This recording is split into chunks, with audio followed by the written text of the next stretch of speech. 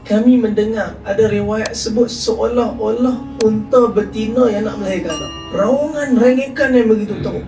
Padahal batang cuma disentuh oleh Nabi. Kita semua Nabi tak pernah sentuh. Kita semua tak pernah tengok Nabi. Kok jadi sebab untuk air mata kita mengalir rindukan Nabi SAW.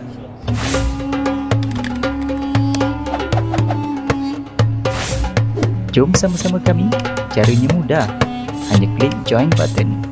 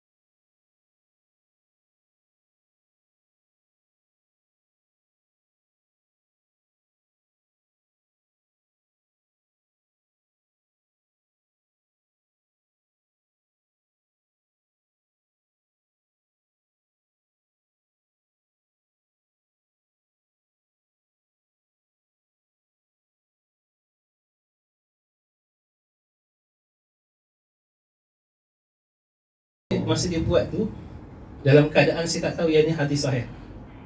Tapi bila sampai lirik tu dekat saya, masa tu saya tengah buat satu kerja untuk satu filem. Sampai-sampai lirik tu dalam pukul 10.40 lah malam. Bila saya tengok benda tu, cakap ya Allah, dahsyat je cerita ni. Dia dah siap baru saya tahu. 3-4 bulan selepas tu baru saya tahu tu hadis sahih. Dan lagu tu sebenarnya bukan saya nyanyi pun, ada satu grup lain sepatutnya nyanyi. Tapi oleh kerana mungkin dia punya betapa jodoh dia dengan saya, dia patah balik kat saya. Patah balik kat saya bila saya nak buat solo album saya, Intim Records. Pada umur saya ketika tu, umur saya dah 45 tahun. Saya cakap dengan dia, laku ke orang umur 45 tahun nak buat album ni? Dia kata, ambil je lah bang. Dia kata, ambil je. Dia orang bagi duit kat saya, banyak, 40,000. Ambil kat saya untuk buat album. So, dah siap 8 lagu. Nanti album saya ada dalam YouTube juga, boleh check sekarang untuk benda-benda yang CD ni dah tak ada dah. Tak ada. Tapi kat YouTube ada album tu tadi Lemah Ulaya. Dalam tu ada 7 lagu dah siap. Cuma lagu ni tak ada lagi. Bila kami meeting production tu, dia cakap, bang, lagu pokok-pokok tu ada. Tadi dia tak tahu kan. Dia pun tak tahu lagu pokok-pokok. Cakap lagu yang mana satu. Dia lepas tu dia nyanyi. Lepas tu, oh lagu ni, mana dengar? Dia kata ada orang bagi dia dengar. Masukkanlah lagu tu. Dan tu lagu taman ni lagu yang terakhir dalam pembikinan album saya. Saya produce album tu. Memang kerja saya buat produce album. Jadi selepas album tu keluar, saya duduk dalam studio balik lah. Saya incubate dalam studio. 7 bulan saya baru tahu lagu tu dah orang dah terima apa semua. Dan lepas bulan ke-8 saya dah start keluar lah, jumpa orang. Dan saya start jumpa orang pun selepas 2014-2015 lah. Sebab tu sebelum ni orang memang tak kenal saya dari segi wajah. Tapi hasil kerja-kerja saya Alhamdulillah banyak untuk filem dan juga drama lah. Juga banyak untuk artis-artis nasyid dan juga rock. Saya 2-3 malam lepas Ustaz Zul Rabbani datang sini. Dia setting dia sistem ni kan. Lepas tu dia sepau dia lah. 2 lagu sepau dia. Dia bagi. Balik tu saya buka balik, saya tengok konsert live dia. Saya tengok Abang Dakmi kat belakang tengah main keyboard. Betul Abang Dakmi? Untuk saya memang musical director untuk Rabbani. So ni Abang Dakmi. Saya nak tengok Rabbani. Tapi masa tu handsome. Sekarang handsome juga. Hamsa. Dia boleh main banyak muzik Abang Dakmi. Boleh lah, semua alat muzik boleh. Kalau siapa nak menyanyi ni pun sebenarnya dia ada macam kereta juga atau buat baju, dia macam tailor tau. So kita nak tahu sama ada semua boleh ya. Boleh semua, tapi syaratnya kita nak tahu suara ni ada dua kategori. Sama ada suara itu dia dalam bentuk horizontal ataupun bentuk vertical. Kalau dia horizontal maksudnya suara dia macam Suami Mi Hasan. Kau tersenyum manja, dia tak boleh high. Tapi kalau vertical tu maksudnya dia boleh pergi tinggi. Macam suara saya dia kategori vertical. So kita check tu dulu. Check dulu. Macam kita check kita nak pakai baju apa, saiz apa. So kita dah tahu saiz suara kita saiz apa. Kemudian daripada situ kita nak tengok dia punya tendency suara tu. Sebab suara ni dia kategori dia sangat reliable. Dia boleh membesar dan mengecil. Dia otot sebenarnya. Dan macam mana pula kita ini dah masuk kelas vokal, masuk kelas lain. Macam sebenarnya saya lecture. Boleh, tak apa. Nanti kat luar nanti kita lebih bincang lebih lanjut. Boleh. Kalau Boleh. nak duduk nak tahu bagaimana suara itu diguna pakai, saya boleh lecture insya-Allah. Saya boleh. Itu memang bidang saya. Insya-Allah. Terima kasih Abang Ami. Terima kasih. Besar jadi. Kemudian tanya, tuan-tuan semua ada tengok tak lirik lagu tadi? Pernah tak? Pernah tak tengok? Starting ni je. Sedu sedan. Sikit tu. Sedu sedan. Baru teringat mana Godan? Betul lah tu. Usam dah punya key dah betul lah si Syak main. Maknanya you Nampak? Saya saja je sebenarnya tu. Satu lagu nanti untuk saya. boleh. Tak ada. Sedu sedan itu bak ratapan si kecil. Siapa tu? Abang Tamar tu. Ya? Yang rindu belayan dan perhatian. Batang Tamar tu rindukan belayan dan perhatian siapa ni? Rasulullah. Batang Tamar yang bak kata Maulana Ilmi yang sudah. Batang Tamar ini dia tidak akan ditanya di padang mahsyar. Untuk lanjutkan kisah ni, saya minta Ustaz Syekh Putra lanjutkanlah kisah tangisan sebatang tamar ni di Madinah yang berlaku di Madinah. Memang plan nak bonsai tapi Bismillahirrahmanirrahim. Nahmaduhu wa nusalli ala rasulihil karim amma ba'd.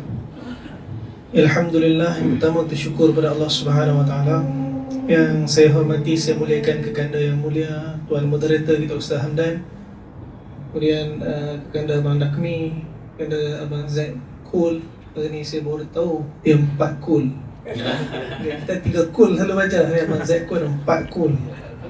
Kulit Al-Had Kafirun sampai An-Nas. 4 kul. Ustaz Amin, Masya Allah.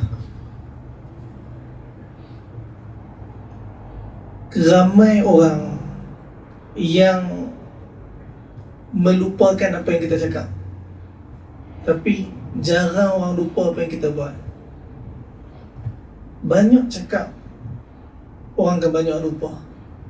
Tapi bila banyak kita buat tanpa bercakap, akan melekat dalam hati. Inilah kita Nabi SAW. Ketika satu orang Arab Badui dalam Dalail Nubuwah, Al-Imam Baihaqi beritahu, ketika para sahabat duduk dengan Nabi dalam perjumpaan dengan Nabi, dalam bayannya Nabi, satu orang Badui datang pikul dam, biawak padang pasir. Dalam keadaan jauhnya dengan Nabi, Nabi bila tengok manusia yang Nabi nak cuma satu, dia dapat diselamatkan daripada api neraka Allah. Bila Nabi tengok orang yang jauh daripada Allah, keinginan Nabi ialah orang ni selamat daripada azab. Dan begitu keadaan Nabi tengok Arab Badui tadi, Nabi SAW inginkan Islam Arab Badui ini. Dalam bahasa dakwah dia, Nabi tashkil, Nabi dakwah, Nabi ajak dia masuk Islam. Kata Al-Imam Baihaqi, orang Arab Badui ini jawab kasar dengan Nabi. Dia letak dab tadi kat bawah. Dia kata, aku akan Islam kalau bewak ni Islam. Ketika tu juga Nabi SAW telah tanya bewak ni, man ana, aku ni siapa? Bewak ni jawab dengan mukjizat, dengan izin Allah, anta Rasulullah. Bewak ni bercakap, bewak ni beriman kepada Allah Subhanahu Wa Taala. Bewak ni mengakui keadaan, kemuliaan, ketinggian Nabi SAW. Sebab tu sepakat berkenaan hadis sebatang tamar tadi, dia hadis yang mutawatir. Mutawatir ni maksud dia ramai orang yang ada dalam majlis tu, semua orang melihat peristiwa tu, dan periwayatan terhadap peristiwa tu berbeza-beza, tapi dengan cerita yang sama. Macam malam ni kita semua duduk dengar ni program ni, nanti semua pakat balik cerita kat keluarga, tapi cerita ni cerita yang sama, tapi ayat yang berbeza-beza. Ini keadaan hadis tentang sebatang tamar. Kata para sahabat, bila Nabi mula duduk dekat bahagian mimbar yang baru dibina dengan ukiran yang cantik, ketika tu kami mendengar ada riwayat sebut seolah-olah unta betina yang nak melahirkan anak. Raungan rengekan yang begitu teruk. Ada hadis yang sebut bahawa kami mendengar seolah-olah anak unta menangis mencari ibu dia. Ada hadis yang menyebut seolah-olah batang ni berbunyi seolah-olah nak meletup. Kenapa? Kerinduan. Padahal batang ni cuma disentuh oleh Nabi. Kita semua Nabi tak pernah sentuh. Kita semua tak pernah tengok Nabi. Kita semua tak pernah tahu suara Nabi macam mana. Tapi dengan hanya mendengar apa yang Nabi SAW pernah buat untuk kita dulu, cukup jadi sebab untuk air mata kita mengalir rindukan Nabi SAW. Dan sedu sedan. Saya pun sebenarnya tak berapa faham sangat sedu sedan ni macam mana. Sedu menangis sengit esak-esak. Dalam keadaan begitu teruk merindukan Nabi SAW. Sebab akhlak ni mengingatkan kita kepada pengorbanan. Sebab tu pengorbanan ni, orang yang mencintai satu orang, dia sanggup berkorban untuk orang yang dicintai. Dan untuk membentuk cinta, kata ulama, kena korbankan diri baru cinta tu akan datang. Ada satu orang anak dekat sekolah, hidup kat sekolah. Maka cikgu tanya, apa benda yang paling mahal, yang kalau dia nak bagi, yang kalau dia boleh minta dekat ayah dia, nak minta benda tu. Jadi macam-macam lah pelajar, budak-budak kecil ada kata, saya kalau boleh nak minta hadiah kat ayah, saya minta mainan ni, saya nak minta mainan tu, saya nak minta itu, saya nak minta ini. Anak tadi pergi depan salah seorang buat bulatan besar lukis jam. Jam? Awak nak jam daripada ayah awak? Tak, dia kata, saya bukan nak jam, saya cuma nak masa dia. Kerana dengan memberi masa itu tanda cinta. Berapa banyak masa kita bagi untuk agama, sebanyak itulah kita akan mencintai agama. Berapa banyak kita bagi masa untuk dunia, sebanyak itulah dunia akan jadi perkara yang paling kita cinta. Berapa ramai orang yang dekat nak mati dah tak lepas-lepas dunia. Sebab apa? Sebab dia dah bagi seluruh masa untuk dunia. Berapa ramai orang yang setelah dia mati, dia menyesal dalam keadaan teruk. Walau tara idhil mujrimuna nakisu ru'usihim 'inda rabbihim. Kalaulah kamu tengok mereka tu, yang ini orang-orang yang berdosa tertunduk di depan Tuhan mereka, ngeri keadaan mereka. Ketika tu penyesalan mereka kata, Rabbana, wahai Tuhan kami, abasarna, kami nampak dah, wa sami'na, kami dengar dah, faraj'na, kembalikanlah kami, kembalikan ke dunia. Untuk apa? Bukan untuk sambung perniagaan, bukan untuk buat apa saja yang belum selesai daripada segala pekerjaan assignment yang tertunggak. Farji'na na'mal salihan inna muqinun. Kami cuma nak buat amal soleh je, ya Allah. Kau bagi masa sedetik untuk kami duduk di dunia pun tak apa. Segala perniagaan kami, segala masalah kami, segala musibah yang sedang tertimpa di atas kami, kami tak peduli semua tu. Kami cuma nak buat amal soleh. Kami yakin sekarang ni, bila dah nampak dah. Dan ini yang Nabi risaukan kita. Nabi korbankan segala-galanya.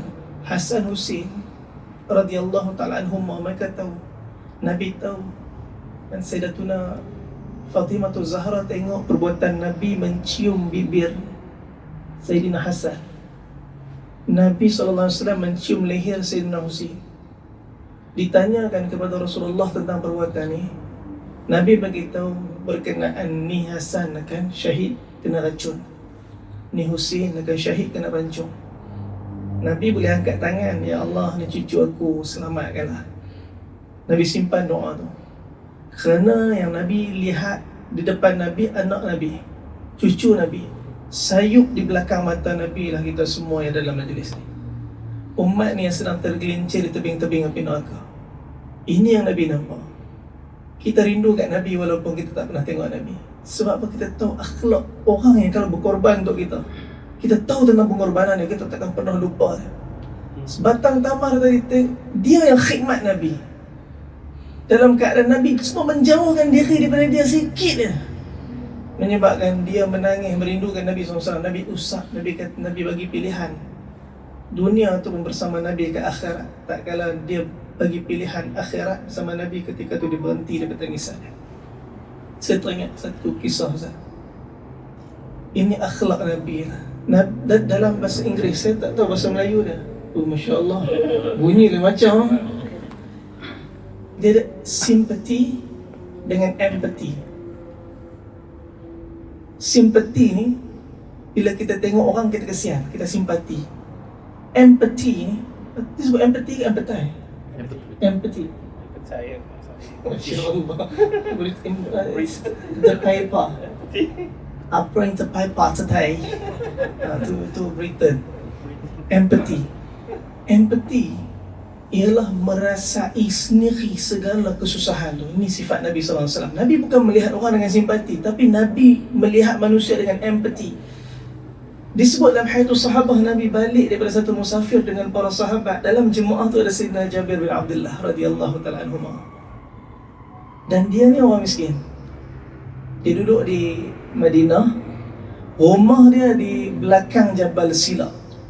Tuan-tuan kalau pergi umrah lepas ni, boleh letak dalam checklist, walaupun mutawif tak bawa, boleh naik Grab. Bukan Grab lah, tahan je lah pakcik-pakcik kereta depan tu. InsyaAllah tuan-tuan tahan pejam mata, mesti taksi berhenti. Ini Mekah ni Madinah. Pejam mata tahan, InsyaAllah berhenti kereta. Bagitahu nak pergi ke Masjid Bani Haram.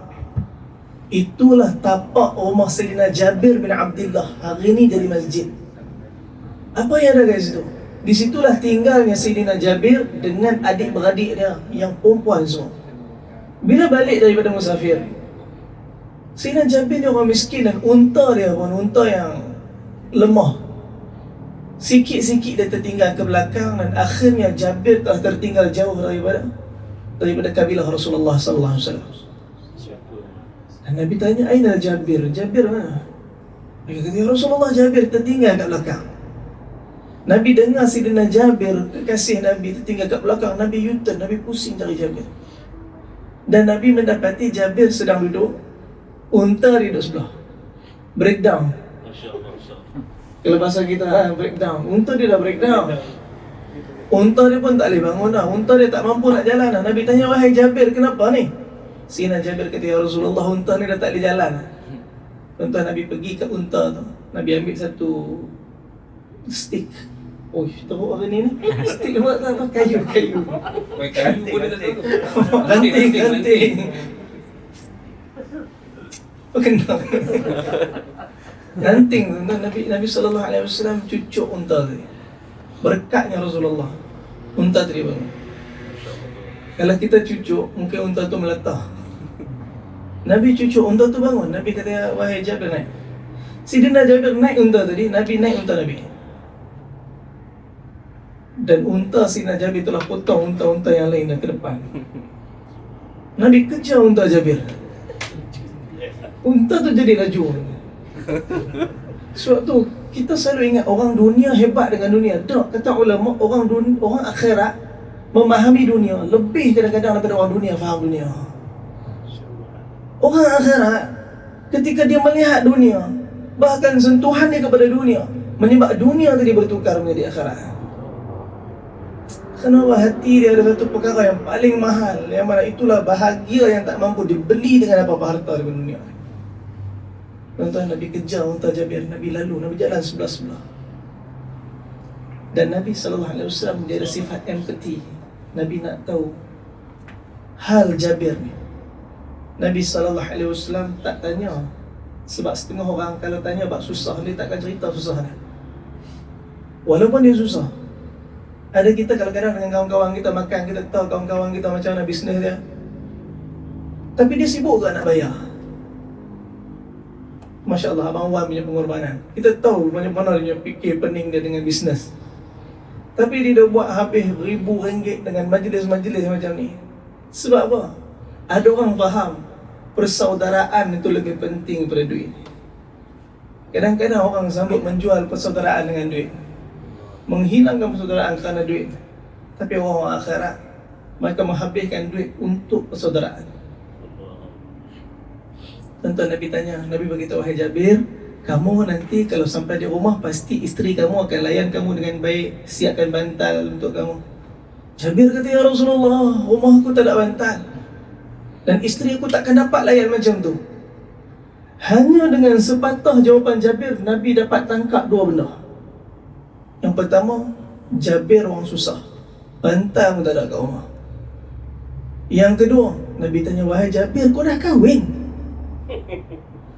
Nabi cuma cakap macam tu. Jabir kata, "Dah wahai Rasulullah." Nabi tanya lagi, "Dengan anak dara ke dengan janda?" Soalan ni kita jangan tanya orang. Boleh bergaduh. Jangan tanya, "Kau bini janda kan?" Jangan tak tanya soalan-soalan macam tu. Tapi Nabi SAW tanya, dan jadi satu perkara ilmu untuk kita. "Kamu kahwin dengan janda kan anak dara wahai Jabir?" Maka Jabir kata, "Ya Rasulullah, aku kahwin dengan janda." Nabi kata, "Kenapa tak kahwin dengan anak dara?" "Wahai Rasulullah, ayahku syahid, meninggalkan aku saudari-saudari perempuan yang ramai yang aku tak dapat uruskan. Kalau aku kahwin dengan anak dara yang sebaya dengan aku, yang muda macam aku, dia takkan mampu untuk uruskan saudari-saudari perempuan aku. Sebab tu aku kahwin dengan janda yang berpengalaman." Maka Nabi kata, "Apa yang kamu buat tu betul." Dan Nabi SAW dah tahu masalah. Sekarang Nabi fikir macam mana nak selesaikan masalah. Nabi tanya, "Wahai Jabir, kalau aku nak beli unta ni, berapa kamu nak jual?" Sidina Jabir kata, "Ya Rasulullah, kalau kau nak beli unta ni, aku takkan jual, aku bagi wahai Rasulullah. Ini keadaan sahabat, mereka susah macam mana pun, mereka suka nak bagi hadiah. Mereka bagi hadiah, mereka bersedekah bukan sebab mereka senang, tapi mereka bersedekah sampai Allah jadikan mereka senang. Hari ni kita tunggu senang, aku ni orang susah ni, macam mana nak sedekah? Nak sedekah, aku memerlukan sedekah. Kita kadang-kadang memerlukan tak kala kita mengeluarkan duit kerana Allah Subhanahu Wa Taala, tak kala tu juga Allah menyempurnakan segala hakikat rezeki kita. Tuan-tuan, Jabir kata, aku tak mau jual ya Rasulullah, nak ambil. Nabi kata, dak, aku nak beli. Letakkan harga. Jabir kata, ya Rasulullah, kalau tuan nak beli, tuan letak harga. Tuan-tuan, macam tu syok. Datang kedai Abang Izzuan, tengok kereta, Masya Allah, susun Alphard. Mohon sebiji berapa? Letaklah harga berapa? Saya ambil 4. Laju. Dia punya air. Astagfirullah. Balak ni kamu nikah.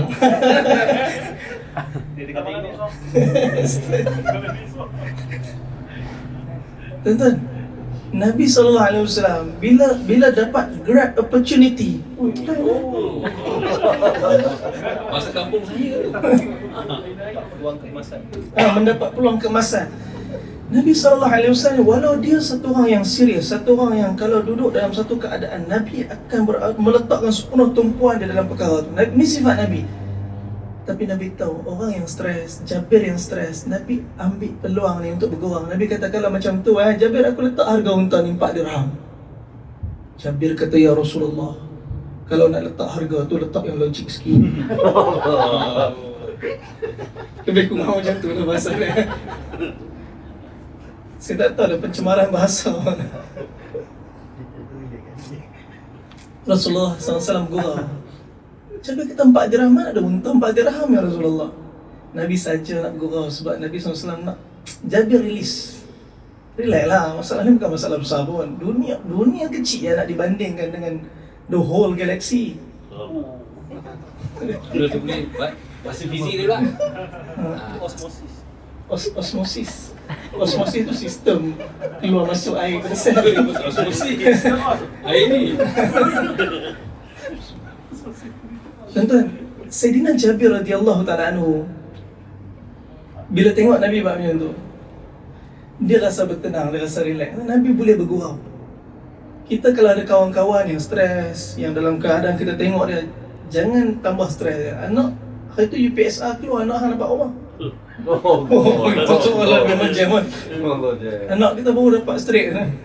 Pak C dengan muka. Kita nak jawab pun dia, bapa, duk tunggu bapa. Anak aku Pak A. Oh, dia punya. Oh, jam nak jawab soalan tu. Pak C, astagfirullah. Pak C. Oh, meninggal. Kata orang tu, jaga sampai aku lempang. Kata Ayat dia. ayat. Tuan, ini sifat Rasulullah. Dan sifat ni, ini yang kita kena belajar. Dan ini saya sendiri kena ambil iktibar. Kita duduk dalam suasana walaupun stres keadaan. Sebab tu bila Nabi SAW duduk dengan Sayyidina Abu Bakar, Abu Bakar radhiyallahu anhu ni, dia orang yang hati dia bersama hati Nabi. Kalau Nabi sedih, dia sedih. Kalau Nabi menangis, dia menangis. Nabi ketawa, dia ketawa. Ketawa dia sebab Nabi, tangisan dia sebab Nabi, sedih dia sebab Nabi. Ini Abu Bakar Siddiq punya sifat. Pernah Nabi duduk senyap, Abu Bakar Siddiq tengok Nabi duduk senyap, dia pun duduk senyap, sudah Nabi. Bila Sayyidina Umar datang, tengok dua-dua duduk senyap. Sayyidina Umar bukan macam tu. Sayyidina Umar ada sifat dia, falsafah dia, ada prinsip dia. Sayyidina Umar tengok, Sayyidina Umar tanya. Sayyidina Umar cari jalan supaya dua-dua sahabat dia keluar daripada stres. Sayyidina Umar mula bercakap, ya Rasulullah, aku ketika nak keluar rumah tadi, isteri aku minta satu benda yang lebih daripada sepatutnya. Ya Rasulullah, aku cekik dia. Tuan-tuan, Sayyidina Umar kata dia cekik bini dia. Nabi SAW dengar Sayyidina Umar cekik bini dia, Nabi tak istighfar, Nabi ketawa. Nabi ketawa, Sayyidina Umar cekik bini dia, Nabi ketawa. Abu Bakar tengok Nabi ketawa, Abu Bakar ketawa sekali. Nabi ketawa sebab cerita tu, Abu Bakar ketawa sebab Nabi. Sayyidina Umar tengok dua-dua sahabat dia ketawa, Sayyidina Umar ketawa sekali. Tiga-tiga ketawa. Nabi pun mula bercakap. Nabi dah senang hati. Nabi kata, wahai Umar, sebenarnya perkara yang sama berlaku pada aku. Hari ni Sayyidah Hafsah, tak lebih. Anak dia. Sekarang Umar rasa nak pergi cekik Hafsah pula. Ini sahabat, ini keadaan mereka. Mereka tengok mereka menguatkan satu sama lain. Mereka tak menjatuhkan sama Islam. Mereka tak menjatuhkan sesama sahabat. Kerana mereka faham al-mu'min bil-mu'min kal-bunyan wa yashuddu ba'dahu ba'da. Orang Islam dengan orang Islam yang umpama bangunan yang sentiasa kuat menguatkan antara satu sama lain. Akhirnya cerita Jabir tadi, Nabi SAW telah letakkan satu harga yang mana dipersetujui oleh Jabir, dipersetujui oleh Nabi. Ada riwayat menyebutkan bahawa 400 dirham. 1 dirham 73 ringgit. Tuan-tuan, sampailah di rumah, Nabi SAW nak masuk ambil duit. Jabir radhiyallahu anhu parking unta depan rumah Nabi. Bahasa pelik juga, parkir. Tambat. Nabi SAW dia tambat unta depan rumah Nabi dan Jabir balik. Nabi SAW bila keluar rumah tengok unta ada, Jabir tak ada. Ketika tu Sayyidina Bilal lalu. Nabi tanya, wahai Bilal, Jabir mana? Aku nak bayar duit ni. Nabi SAW, Bilal jawab, kata, ya Rasulullah, Jabir dah balik dah, dia tinggal unta ni. Sesungguhnya aku telah beli unta ni daripada Jabir, ya wahai Bilal. Aku nak minta tolong pada kamu sekarang, ambil duit ni. Ini duit unta tadi. Tolong bayarkan harga unta ni kepada Jabir dan bawa sekali unta ni, kata kat Jabir, aku hadiahkan unta ni kat dia. Tuan-tuan, akhlak yang macam ni siapa tak jatuh cinta? Akhlak yang macam ni siapa tak rindu? Akhlak yang macam ni siapa tak menyebut-nyebut nama dia? Ini akhlak Nabi SAW. Dan hari ni kita nak cuba buat. Tuan-tuan, lepas ni saya seni pesan dia saya, kita cuba buat. Pergi kedai Nike apa kedai kasut bata dan beli kasut. Berapa harga kasut ni? RM90. Minta kurang. Macam Nabi SAW tadi bargain dengan Sayyidina Jabir, minta kurang. Bukan sebab kita tak ada duit, tapi sebab kita nak amal sunnah. Minta kurang. Kerana minta kurang ni sunnah Nabi SAW. Kalau single fire pun tak kuat. Kena minta kurang. Betul. Sunnah minta kurang. Apa buat? Bagi kurang. Jadi saya Masya angguk. Tapi saya buat anggut macam mana, Pak? Bagi lah nak minta kurang lagi tak boleh. Dia, kita ambil contoh tadi Nike minta kurang. Contoh, tiba-tiba toke tadi kata boleh, insyaAllah saya jual awak RM70. Tuan-tuan, buat keluar duit RM90 bagi. Beritahu kat dia, saya beli kasut ni dengan harga RM70, RM20 hadiah. Ni akhlak. Kita tak cakap banyak. Kalau orang tu bukan Islam, dia tanya ni, tak. Nabi kami ajar macam ni, agama kami ajar macam ni. Ini keindahan dalam agama, keindahan dalam akhlak Nabi. Dakwah yang tersembunyi yang memikat hati para sahabat radhiyallahu ta'ala anhum ajma'in. Sahabat tengok dia akhlak Nabi, bergoncang hati dia nak masuk Islam. Sebelum mereka Islam, Sayyidina Thumamah radhiyallahu ta'ala anhu diikat 3 hari dalam Masjid Nabawi. Lepas 3 hari pergi sampai kat telaga, mandi, patah balik. Asyhadu an la ilaha illallah wa asyhadu anna Muhammadar Rasulullah. 3 hari aku duduk dalam Madinah, berguncang hatiku tengok akhlak orang Islam. Aku tahan daripada masuk Islam. Aku keluar dulu dan aku patah balik. Aku nak beritahu pada kalian, aku masuk Islam bukan sebab siapa-siapa paksa aku, tetapi aku masuk Islam kerana cintanya aku. Tak ada dulu tempat yang lebih aku benci pada Madinah. Hari ini tak ada tempat lebih aku sayang pada Madinah. Dulu tak ada agama lebih aku benci pada Islam. Hari ini tak ada agama lebih aku cintai pada Islam. Dulu tak ada manusia lebih aku benci daripada baginda Nabi. Hari ini tak ada manusia lebih aku cinta pada baginda Nabi SAW. Ya akhlak. Pokok pun sayang Nabi, takkan kita. Moga Allah Ta'ala beri kekuatan. InsyaAllah. Jazakallah. Terima kasih yang bagi Ustaz Syed Putra. Rasa tak puas. Itu Ustaz Syed Putra yang saya kenal. Sentiasa ada benda baru yang dia akan kongsi dengan kita. Sentiasa ada. Walaupun saya kerap jumpa dia, ada cerita tak pernah yang kita yang berulang-ulang. Dia umpama seperti buku sirah yang berjalan. Kisah sirah Nabi. Itu yang saya ada kenal dengan seorang kawannya juga. Dia Ustaz Nazrin, kawan pada Ustaz Syed Putra juga. Dia, kepuasan dia pun alhamdulillah, tapi tak sehebat Ustaz Syed Putra. Tapi memang sampai kisah-kisah sirah Nabi SAW. Antara sepanjang saya tengok YouTube Ustaz Syed Putra dan dengar kuliah, ada satu kata-kata yang membuatkan saya amat tersentuh sampai sekarang. Antara katanya, agama ini bukan mencari masa lapang, tetapi melapangkan masa untuk agama. Benar. Oh, ayat tu memang Benar. deep lah. Touching. Ha? Agama ni bukan mencari masa lapang. Bila ada lapang barulah kita nak baca Quran contoh. Tetapi kita kena lapangkan masa untuk baca Quran. Lapangkan masa tu. Oh, memang masih kata-kata yang memang sampai sekarang kita kena amalkan lah, ya. Kemudian kita pergi segmen yang seterusnya. Saya nak baca satu petikan ayat Al-Quran, tapi tidak nak baca lagu untuk Syekh Karim. Saya baca biasa je lah. A'udzubillahi minasyaitanirrajim. Wa minan nasi man yashri nafsahu ibtigha'a mardatillah wallahu ra'ufum bil ibad.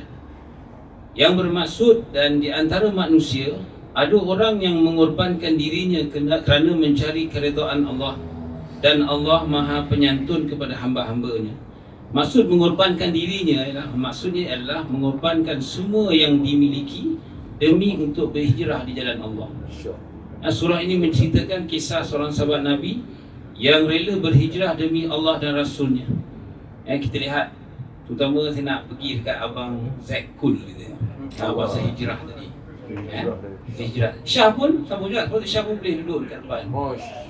Saya tengok awak punya filem-filem tu. Tapi alhamdulillah sekarang macam Abang Zack Kul lah, pasal hijrah Abang Zack, boleh tak kongsi kepada kita pengalaman Abang Zack, macam mana boleh terdetik di hati atau mesti ada turning point yang buat Abang Zack nak berhijrah, dan apa pengajaran ataupun pesanan kepada kami semua. Assalamualaikum warahmatullahi wabarakatuh. Bismillahirrahmanirrahim. Saya sebenarnya tak ada apa-apa, manusia biasa je. Empakku sebenarnya Empakku ada cerita bagi saya. Sebab saya masa bermula daripada umur 20-an teringin nak jadi baik, nak mendalami ilmu agama. Tapi ujian masa tu lebih kuat, selalu tewas. Bagi seminggu, pergi kelas nikah kahwin, seminggu. Balik baru solat 3 hari je. Lepas tu rumah saya suruh sebelah je, tak dengar subuh. Tahu-tahu dah matahari panas je. Itu tu dugaan pada permulaan umur 20. Solat ala kadar je. Dulu solat suka-suka je. Bila rindu solat, tak rindu tak ada orang marah saya kan. Dan masa jadi artis lagi, Masya Allah, terlepas lah kan. Masa tu lagi lah lupa. Sebab saya buruk. Masuk studio pada pagi, masuk petang, masuk tengah hari, balik pagi. Jadi kita lupa kan. Dah lah bila kita dah pergi show apa semua tak terasa masa tu, tak terasa macam kalau kita tak tenangkan solat tak rasa bersalah. Kalau terlanjur tu pun rasa macam tak bersalah. Tapi macam kita kalau cerita dengan kawan-kawan rapat macam bangga pula. Masa tu tak nampak, buta kan. Dan pun darah muda masa tu memang hebat lah. Dengan duit semua cukup. Tapi duit semua banyak, tapi tak pernah cukup. Duit tak pernah kekal. Lepas tu setelah saya gagal dalam rumah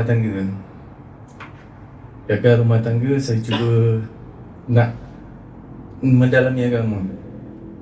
90 berapa masa tu, 98 dengan Kul lah, dah hujung-hujung dengan Kul. Saya form V3, 3 orang juga. Lagu joget 3 dimensi. Saya punya lagu joget tapi harmoni dengan lyrics yang buat lagu Cindai, lirik. Ada suara ke? Tak ada masalah. Saya datang sini sebenarnya nak jadi jemaah. Kita boleh cari mana suara. Saya tak sangka lah saya datang jemaah, tiba-tiba saya duduk atas kursi pula, terbalik. Tapi tak apa, saya tak mengampakan. Walaupun lagu tak ada, saya cuba, Allah bagi saya ilham untuk tunaikan, InsyaAllah. Tanpa lagu pun boleh terus, InsyaAllah. Jadi dalam perjuangan saya, yang saya masa tu kahwin, dapatlah satu kehidupan yang baru. Tapi Allah uji kita. Wah, perkahwinan tu pun tak kekal juga. Tapi rezeki ada, melimpah luar. Kerana mungkin cuma diuji banyak sangat, saya pun tewas lalu. Akhirnya saya diceraikan. Hebat. Saya diplomasi. Sekarang orang muda kita pun tak tahu. Saya pun ajar dia cara nak macam mana nak menunaikan hajat dia. Tapi bersyaratlah kita dengan kita cerita. Macam itulah lebih kurang. Selepas tu saya balik rumah jumpa mak saya. Saya dengan mak tak rapat sebab kita family yang orang kata family yang kurang kasih sayang. Bapak kahwin lain, secara berai lah. So alhamdulillah saya punya perjalanan tu masih disusun oleh Allah Subhanahu Wa Taala dengan tanpa saya sedar. Saya dah sedar sekarang ni, baru saya nampak. Nanti saya cerita lepas tu. Saya masa itulah saya ambil langkah jumpa mak, minta maaf apa semua. Saya cakap mak saya teringin nak pergi tunaikan umrah. Itulah pertama kali saya hijrah saya. Zero, kosong, tak tahu apa-apa benda, ilmu langsung tak ada. Mak kata, okey boleh.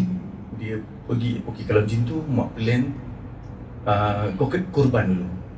Dia bayarkan untuk saya. Saya semua hadirkan diri, saya tak hadirkan diri, saya cuma okey mak, terima kasih mak. Dengan izin dia, perjalanan saya laju. Saya dapat tu yang saya jumpa kawan Sinah tu. Projek saya buat lambaian pulau.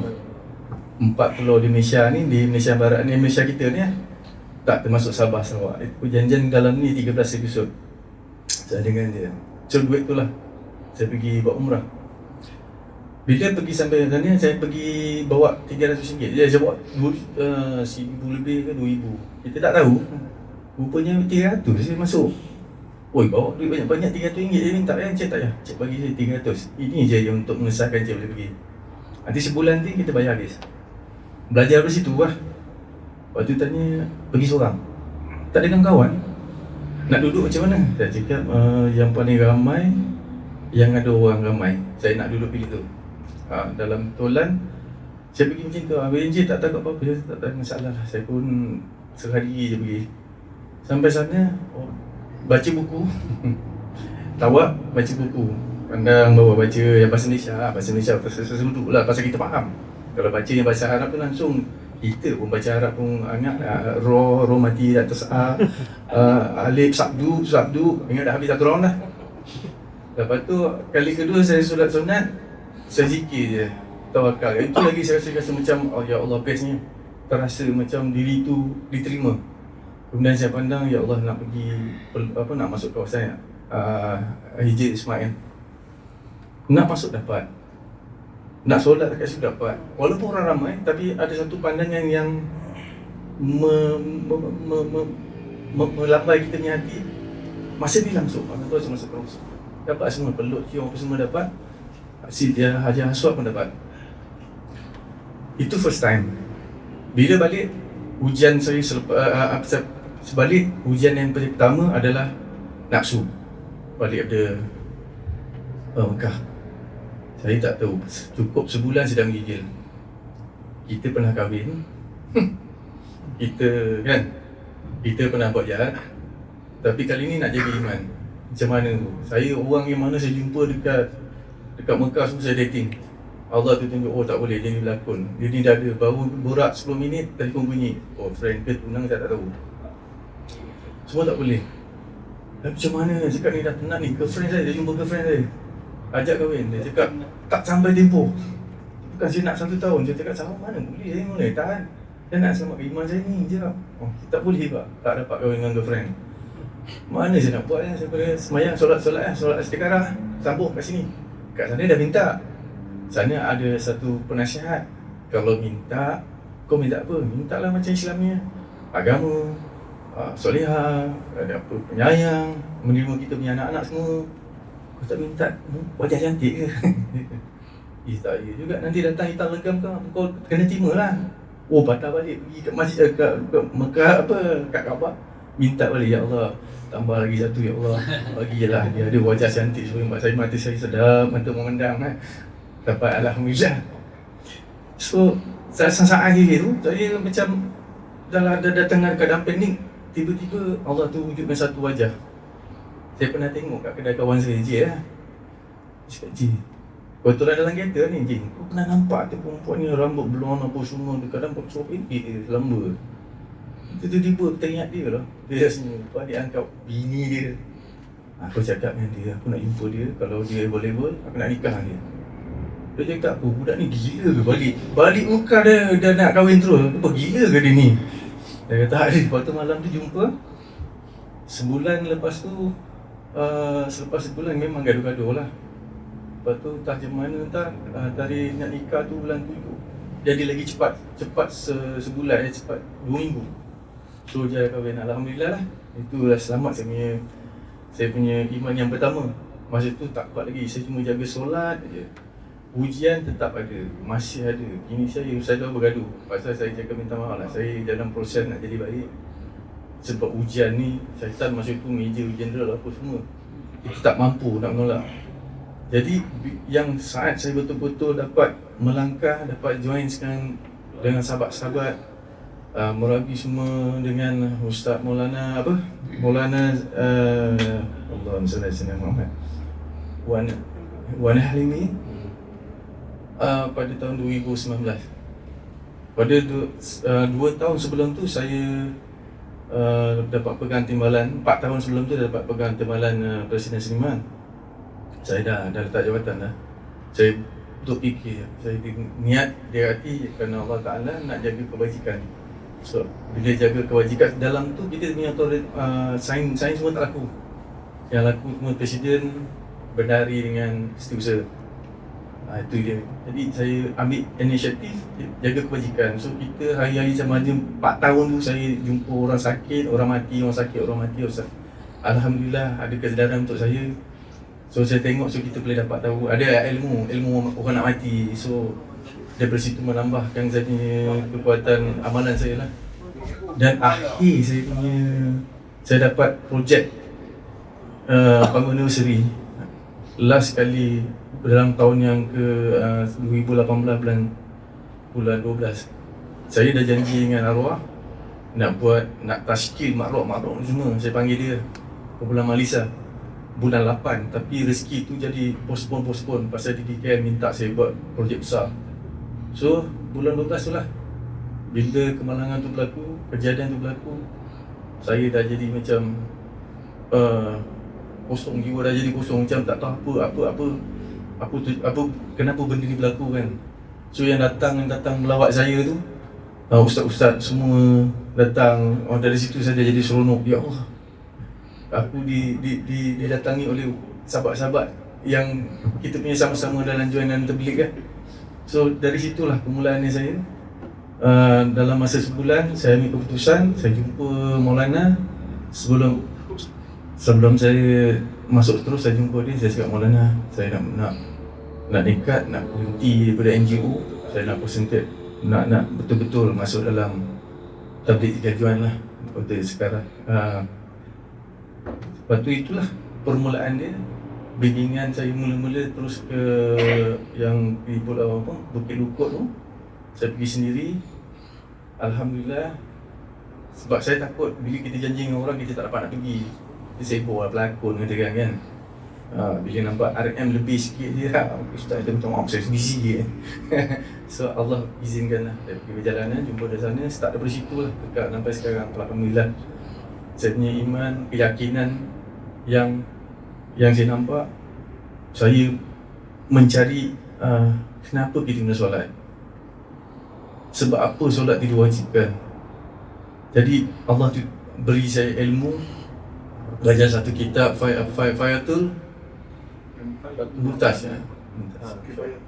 Kifayah Mutas, tentang sebenarnya cerita tu panjang. Cerita tu yang malam Rasulullah SAW daripada Mekah pergi ke Masjid Al-Aqsa dan naik Sidratul Muntaha. Jadi itulah solat, kenapa setiap perjalanan Nabi kena berhenti dari satu tempat, kena menunaikan solat 2 rakaat, kemudian teruskan perjalanan. So saya cuba ingin tahu apa sejarah setiap waktu, kenapa, daripada mana semua. Bila kita dah belajar, dah terang dan dapat tahu sejarah solat itu sendiri, baru kita ada keyakinan untuk melakukan kekuatan untuk melakukan solat. Bila tiba, walaupun lambat ke cepat ke, itu semua ujian, kita tetap melakukannya. Walaupun kita tinggal 12 jam besok pagi ke, tetap kita penuhkan, insya-Allah dengan izin Allah. Sampailah saya ada sekarang ni, alhamdulillah. Dan saya bertambah yakin dan berusaha untuk menambahkan ilmu lagi untuk bersama mendapatkan menambahkan lagi darjat di sisi Allah Subhanahu Wa Taala.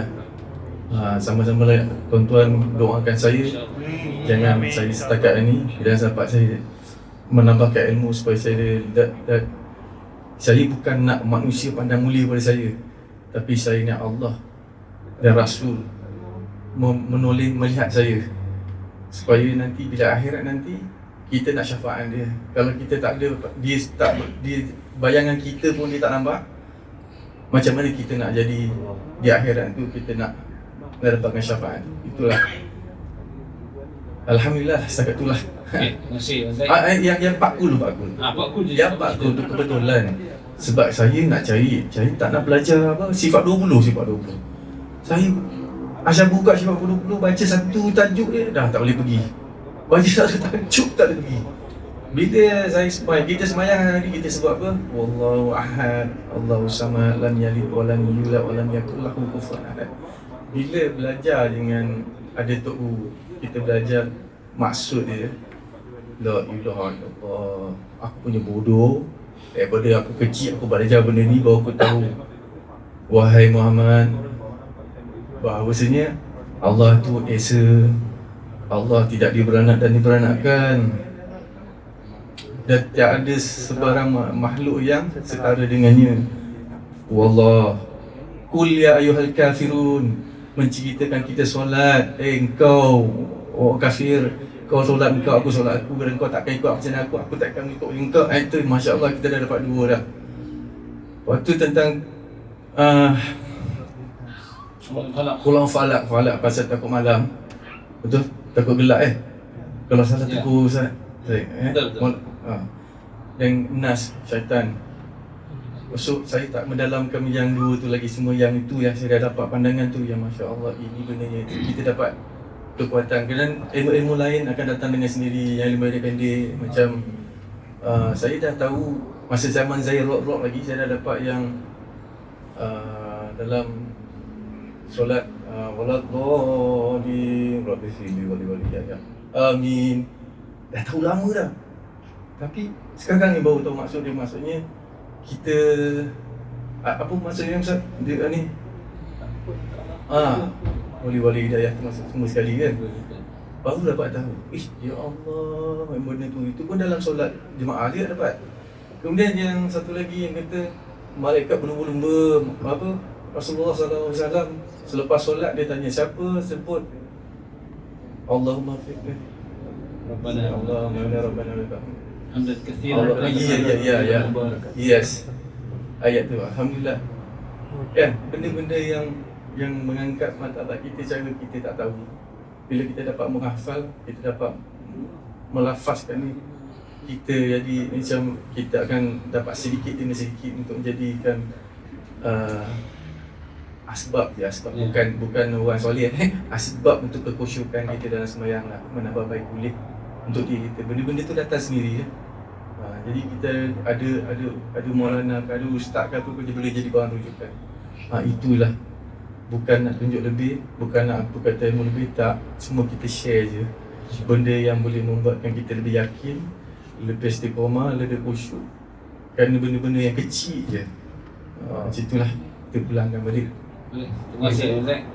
أشهد أن لا إله إلا الله وأشهد أن محمدا رسول الله أشهد أن لا إله إلا الله وأشهد أن محمدا رسول الله tiada Tuhan selain Allah Nabi Muhammad Rasulullah Allah Alhamdulillah pujian bagi Allah Subhanallah Maha suci Allah Allahu Akbar Allah Maha besar segala puji hanya bagi Allah bila dipuji kejayaan kita sebenarnya bukan milik kita oleh itu sedanglah sentiasa semuanya dari Allah. Asyhadu an la ilaha illallah wa asyhadu anna Muhammadar Rasulullah. Asyhadu an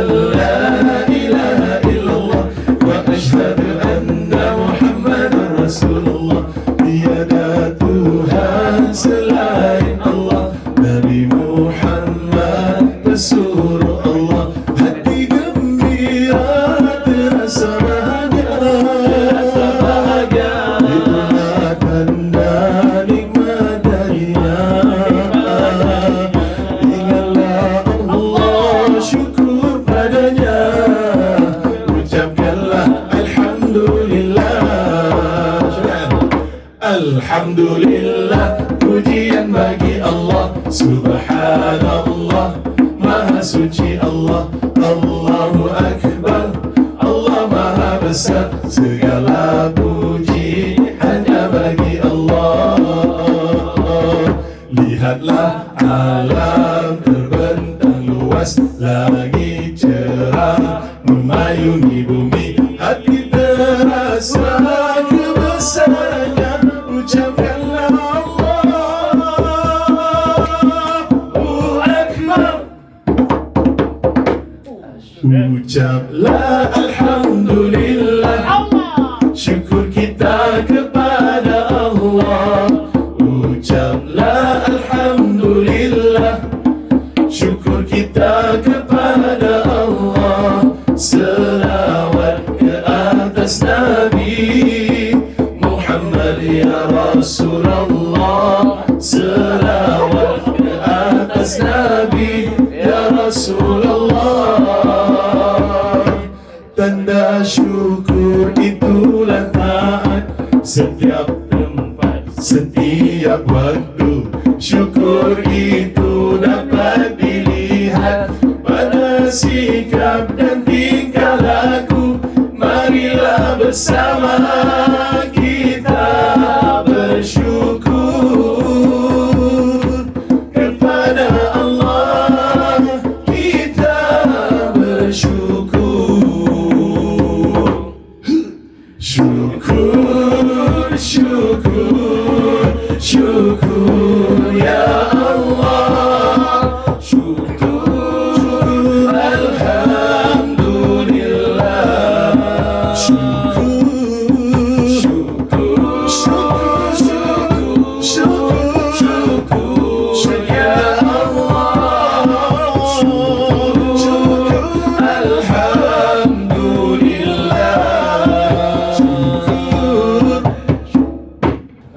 Berasal kalau berkelahiran Melaka Negeri Sembilan, menetap di Rawang.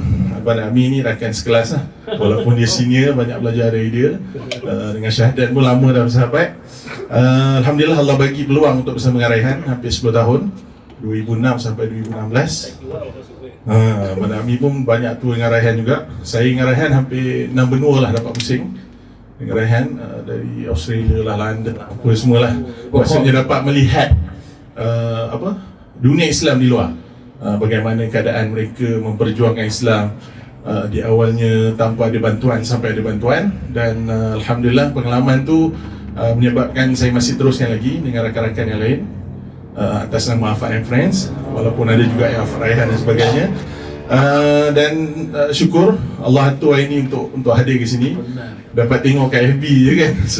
Dia suasana Izzuan Automobil sekarang ni. Masya Allah. Alhamdulillah, kita dah sampaikan tarik ramai lagi tu kasih sayang kita sebab tu. Amin, Masya Allah. Jadi Alhamdulillah, terima kasih Allah yang atur, Allah yang susun untuk hadir ke sini. Mudah lah maksudnya datang ke sini. Kebetulan dengan kawan tadi pun selesai, meeting pun pasal lagu tadi. Dah selesai, datang ke sini lah.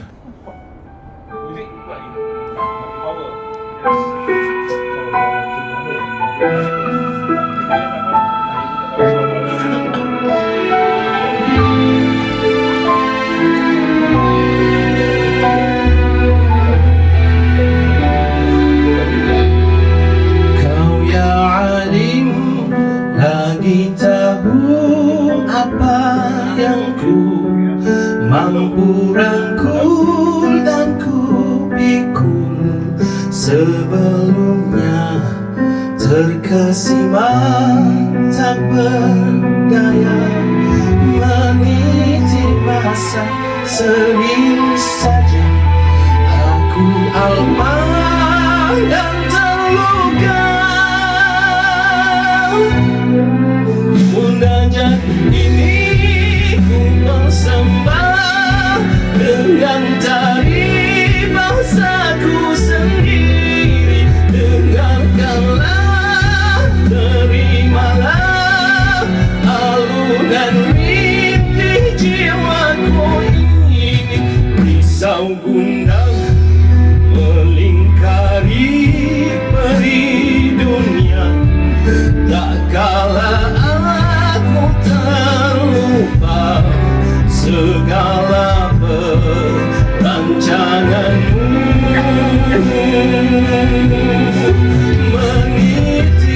rasa sering saja aku alpah dan terluka. Undangan ini ku persembahkan dengan tadi bahasaku sendiri. Dengarkanlah, terimalah alunan rintih jiwaku ini di satu hari indah di jembatan sang kekasih. Kau sambutku, kau terima yang aku hamba.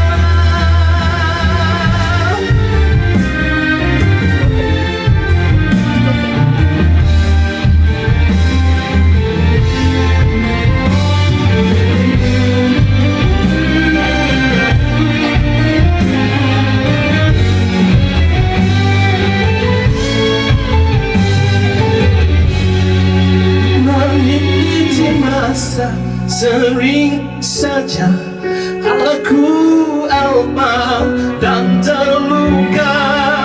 Bahawasanya firman-Mu nyata, setelah sukar akan mudah.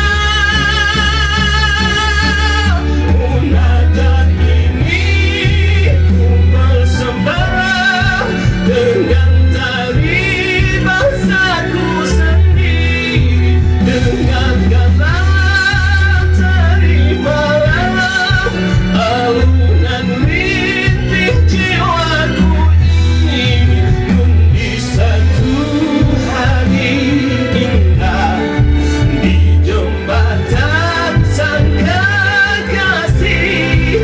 Kau sambutku, kau terima yang aku hamba. Duhai jiwa, janganlah kau mudah lupa kepada yang Maha Tahu.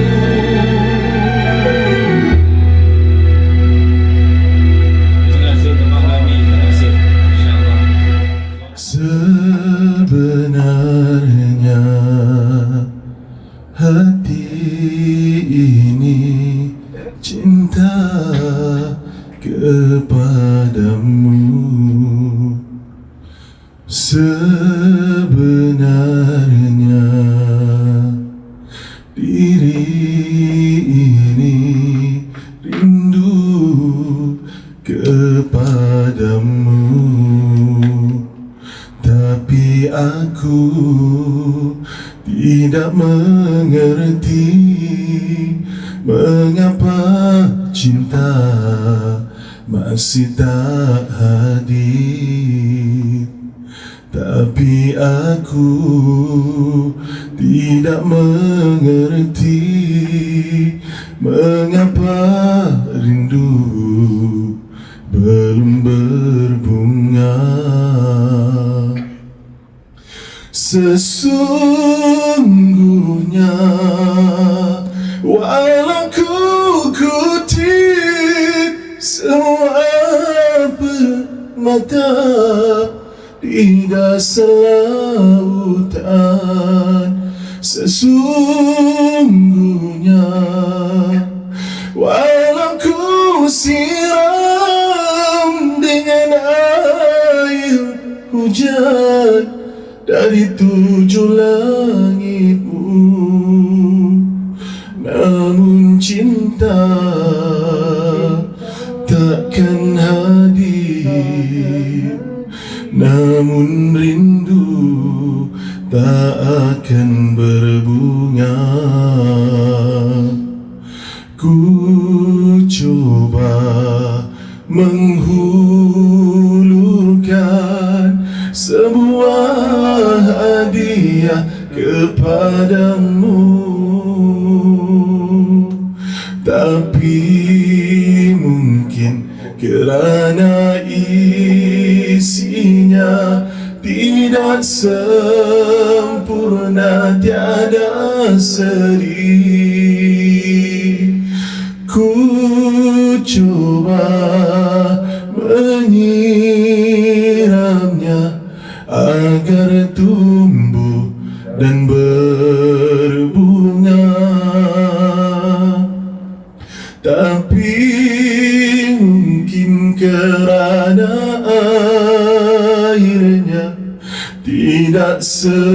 segar Telaga Kausar.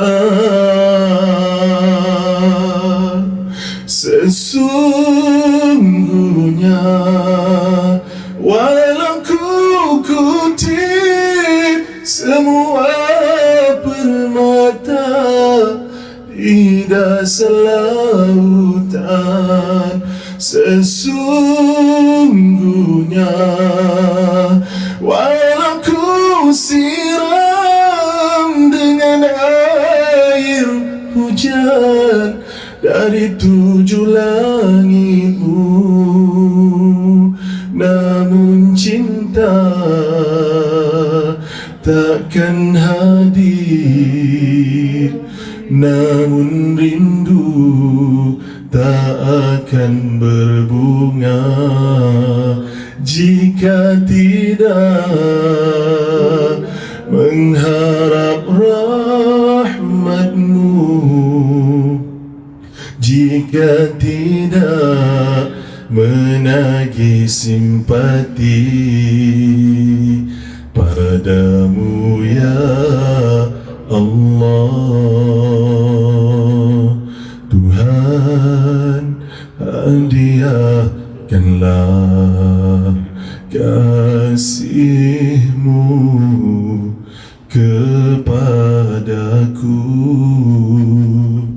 Tuhan, kurniakanlah rinduku kepadamu. Moga ku tahu syukurku adalah milik-Mu.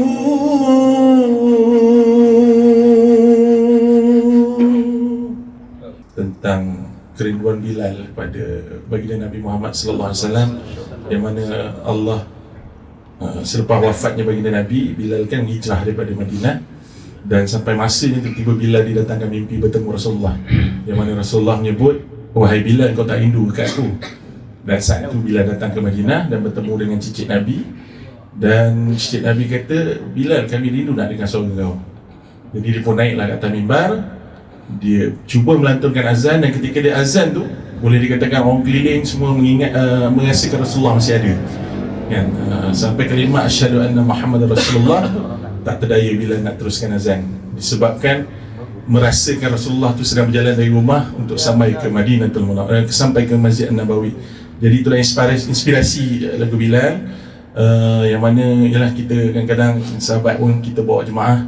Inilah antara cerita yang selalu kita kongsikan dengan jemaah untuk memberi rasa perginya kita ke Tanah Haram ni bukan suka-suka kan, tapi untuk melahirkan rasa cinta kita pada Nabi kita Muhammad sallallahu alaihi wasallam. Dan insya-Allah saya kongsikan sikitlah lagu ni untuk sahabat-sahabat sekalian insya-Allah. Kisah bermula tercipta hamba mulia, anak yang yatim milik sang kaya Bani Abduddah. Seorang pemuda yang tabah saat diuji, dada dihimpit dengan batu di padang pasir.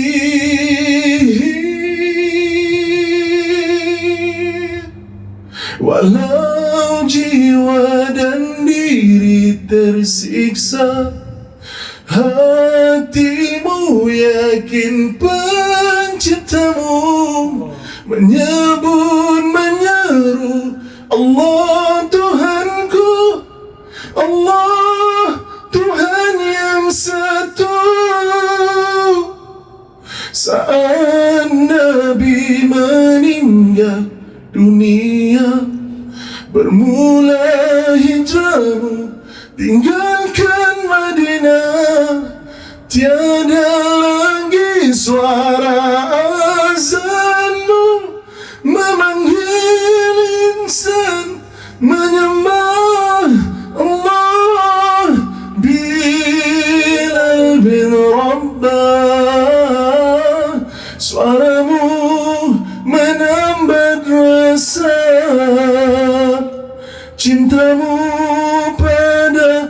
baginda Muhammad Rasul tercinta. Bilal bin Rabah, suaramu menambat rasa cintamu pada baginda Muhammad Rasul tercinta.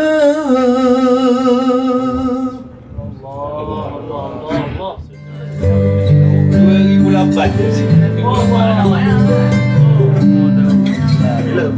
Semenjak kau hadir dalam hidupku, tiada lagi keresahan. Kau mengetuk pintu hatiku tanpa sedar hingga ku izinkan. Kau yang bernama cinta, kau yang memberi rasa, kau yang ilhamkan bahagia hingga aku terasa indah. Nak minus mana ambil? Ambil.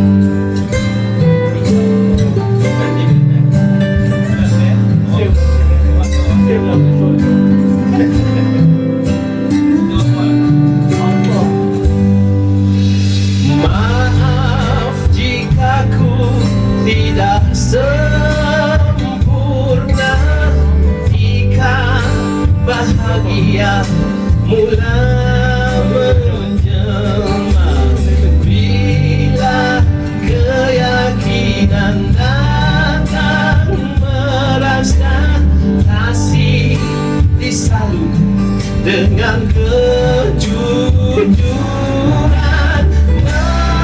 mencintai dirimu, merindui dirimu,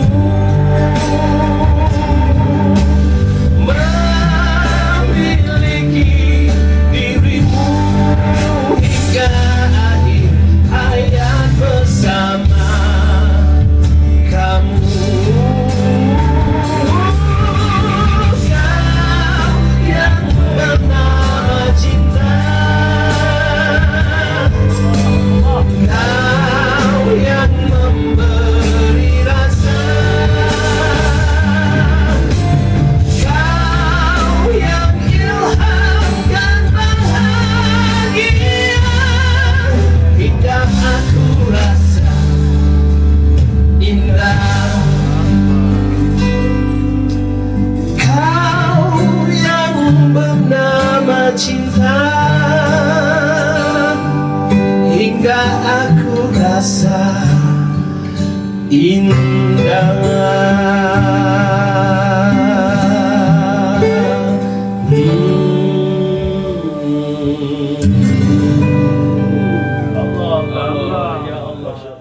Sebab lagu ni saya buat macam saya cerita minggu lepas. Pertamanya pasal mak ayah saya. Yang kedua pasal guru saya. Guru saya ambil saya. Kalau tidak saya tak jadi macam ni. Lirik, lirik, tulis, melodi. Jadi kawan saya yang bangun dia masuk Islam. Dia masuk Islam tu orang tak tahu. Dia dah masuk Islam tu dia beritahu saya. Dia dah masuk Islam 3 hari, tapi sebelum tu dia beritahu dia. Nanti kita jumpa lah. Kata, boleh? Dia kata. Saya tanya macam mana you boleh masuk Islam? Kisah dia ni saya tak pernah kongsi. Tapi saya minta Brian jangan marah kalau saya kongsi cerita ni. Dia lihat saya buat kerja semasa tu tahun antara 2008 sampai 2012. Saya banyak buat kerja dengan MIG. Lagu ni daripada filem I'm Not Single sebenarnya. First Lisa Surihani berlakon dengan Farid Kamil. Rupanya Lisa Surihani tu saudara saya. Nak cerita cerita dia panjang lah cerita ni. Lepas tu dia tengok saya buat kerja. Dia tengok saya buat kerja bertahun-tahun. Berbelas filem lah saya kat sana masa buat filem. kita panggil post production.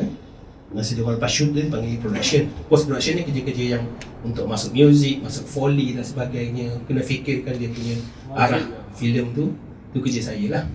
Jadi saya kata boleh tak saya buat balik? Kalau ikutkan MG cara kerja, dia tak boleh buat balik filem pasal filem. At that time filem satu filem tu berapa ratus ribu tu. Kalau hilang macam mana? Tapi dia bagi saya, okey tak apalah. You punya pasal I bagi you lah. Sebab saya dapat kerja tu pun sebab daripada orang lain. Abang Eddie Marzuki, dia kemalangan, jari dia putus 3. Dan filem ni nak kena buat cepat dalam masa 2 minggu. Lepas tu Brian tanya, ada tak orang gila yang macam Tuan Haji yang boleh buat kerja cepat? Dia kata ada satu orang. Dia call saya, saya buat kerja. Saya pergi tengok, okey lah, boleh kot, senang kot kan. Senang bila saya dapat file tu, saya tahu saya kena fikir banyak, duduk dengan Pierre Andre minta macam ni dan jadilah lagu tu. Dan inspirasi tu datang daripada guru saya. Guru saya ni sebab tu yang ada lirik dia, maaf jika aku tidak sempurna. Dia punya lagu tu macam mana? Tanpa muzik nak dengar.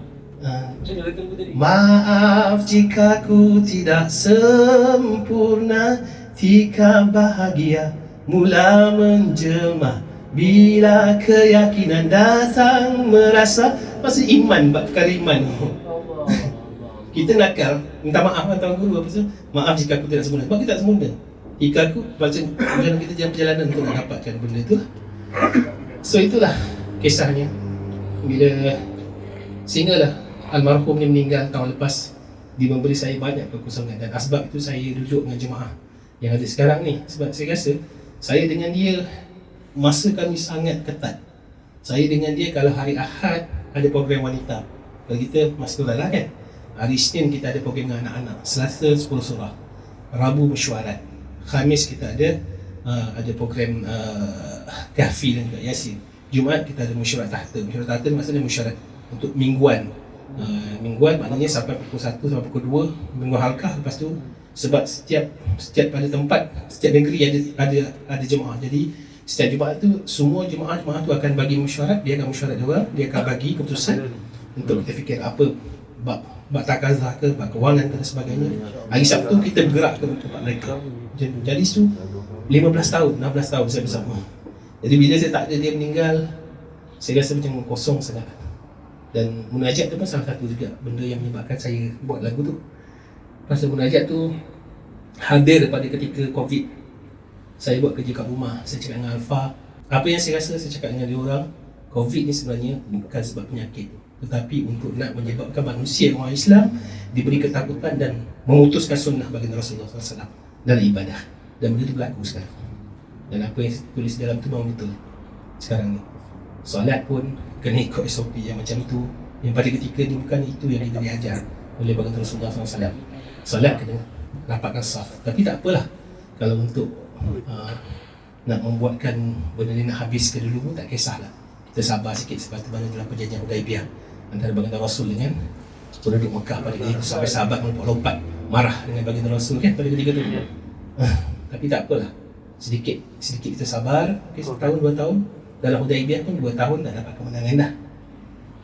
Wallahu a'lam. Itulah kisahnya. Jadi kalau lagu-lagu saya yang saya buat semuanya, saya ada kisah saya ada perjuangan saya, sebab setiap orang ada perjuangan masing-masing.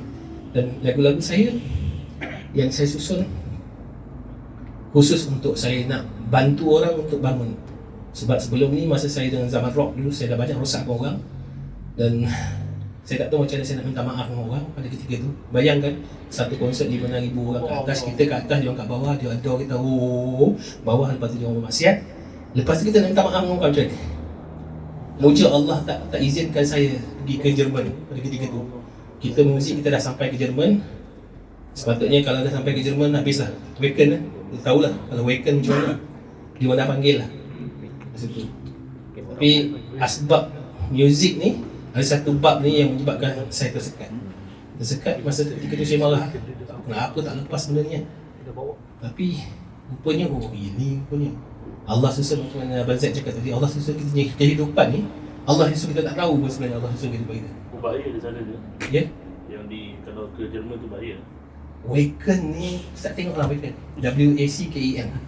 Saya tengok siapa pergi kat sana, that's it. That's it. Heaven. Akan balik sini. Dia buka tak balik, dia balik tapi dia punya live dia tu ustaz tercabut kopiah tak. Azam kita kan. Itulah sepatutnya tu yang kita kena tahu. Dia konsert Waken ni dia beratus ribu orang konsert dia besar. Pergi kat situ dah kira masing-masing syurga hiburan. Lagipun daripada dulu sampai sekarang, kalau kita ikut sejarah muzik, apa-apa muzik nak naik mesti daripada Jerman. Daripada dulu sekali. That's why Frank Zappa pergi ke Jerman, lepas tu dia balik baru dia okey. Siapa lagi? Scorpion orang kat sana. Lepas tu siapa lagi? Beatles sendiri pergi ke? Beatles sendiri pergi ke Jerman, perform kat sana, balik UK jadi macam orang gila, orang sayang dia. Begitu juga dengan Loudness. Bayangkan Loudness pergi ke Jerman, balik Jerman, pergi US, pergi ni, orang terima. Saya tak tahu kenapa Jerman menjadi pusat muzik, tempat dia cetus benda tu. Kalau ikutkan memang Bach semua kat situ, Bach kat Austria, dan mana siapa lagi yang muzik-muzik yang besar-besar dulu kan. Tapi rock memang macam tu. Dia tak ada tengok saya. Dia kata ramai bukan kata bola imagine tak baik, tapi dia melihat saya pada ketika itu nak jadikan cerita sebab ayah saya ajar saya begitu. Ayah saya panggil dia ayah, almarhum ni. Saya sampai kat sana, first kan saya akan tanya, kiblat mana? Why? Dia kata, tempat semayang. Dia kata, dia tunjuk sini. Okey, sini ni bersih, okey fine. Saya buat kerja. Setiap waktu saya stop, saya semayang. Sampai malam, sehinggalah benda tu bertahun-tahun dia lihat saya. Dan bila bab payment, bab masa, lagi satu bab masa, saya janji dengan dia akan tanya saya, macam Ustaz cakap, sebenarnya benda tu dah aman, cuma kita tak tahu. Dia tanya saya, okey, satu rail ni kau boleh siap berapa minggu? Sebab dia punya deadline. Dia kata, kau nak kau punya deadline berapa? 10 hari. Okey, aku bagi kau 9 hari deadline. Mana dia ada 1 hari untuk buat amendment. Tetapi saya pastikan saya hantar file tu hari ke-7. Dan benda tu setiap waktu, sampai filem yang ke-10 pun saya buat benda tu. Setiap reel tu saya akan pastikan dia ada satu repeat, 1 hari untuk dia, 1 hari untuk saya. Itu pun dia bagi masa. Sebab dia kata masa untuk studio ni mahal. Pada ketika tu mahal, 1 jam sampai RM120. Kalau kena 1 hari 24 jam dah dapat berapa, dah dia untung. Itu punya dia tengok. Last, lepas tu bab makan, dia tanya saya kenapa kena basuh tangan, kenapa saya kena dia tanya saya, Pak, itulah. Lepas tu dia kata kaki, yang paling best sekali dia kata, I tengok you tak pernah lunjur kaki you depan ini benda. Kenapa you cakap, tu kaki tu orang mati je mah. Lunjur kaki kat depan kiblat untuk orang mati je, lu orang mati lah? Belum lagi lah, tak payah.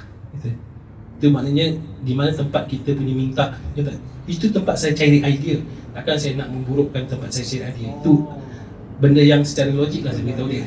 Dan lepas dia membaca, dia bukan satu orang yang tak pandai, dia intelek, sangat intelek. Lepas tu bertahun-tahun, lepas tu saya dah tak jumpa dia. Saya tengok selepas itu dia dah start raikan orang buka puasa. Dia dah mula tau. Lagi 3 hari dia nak minta, ya? Pelan-pelan kayu ada. Dia pelan-pelan kayu. Betul, dia pelan-pelan kayu. Bila dah sekarang keadaan dia sekarang, jangan kelentong dia. Jangan kelentong dia. Dia tahu benda ni semua. Dia belajar sikit-sikit. Dia ada guru dia. 3 hari sebelum dia Islam, dia beritahu saya, aku nak cerita dengan kau sikit lah. Cakap, aku masuk Islam. Cakap, David Teo dah tahu. David Teo dah tahu, memang ngamuk. Habis kau tak ni, teruskan aje lah. Dia bukan bapak aku. Dia teruskan, until now. Life is a circle. Kehidupan ni satu pusingan. Adam AS daripada syurga, yang sebenarnya memimpin seluruh daripada keturunan dia sampai hari kiamat untuk masuk syurga. Sehinggalah Nabi yang terakhir, kerja Nabi SAW yang diutuskan untuk pimpin seluruh manusia masuk syurga. Tapi dunia ni telah jadi asbab ramai daripada kita tergelincir di tebing api neraka. Dan dakwah ni kerja, fikir risau ni Allah Ta'ala suka. Kalau Allah tak letak kita dalam satu keadaan yang mungkin Allah celup kita dalam maksiat, dan kita tak tahu berapa busuk maksiat, dan Allah Subhanahu Wa Taala cabut kita dengan kerisauan yang inilah mahal ni, disebab kita akan diasbab orang lain keluar dari lumpur-lumpur.